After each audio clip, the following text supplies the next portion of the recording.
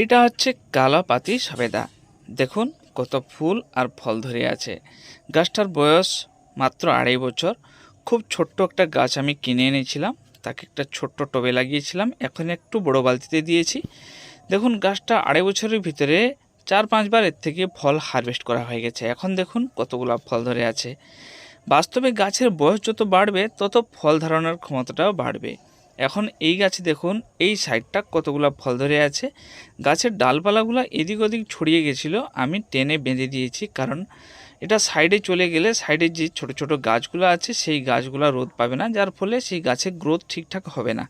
তাই আমি টেনে ডালগুলোকে বেঁধে দিয়েছি। তারপরেও দেখুন গাছে কত সুন্দর ফল আছে। ছাদ বাগানে কিছু থাক না থাক, একটা কালাপাতি সবেদা গাছ রাখলে সারা বছর এর থেকে আপনি ফুল ফল পেয়ে যাবেন।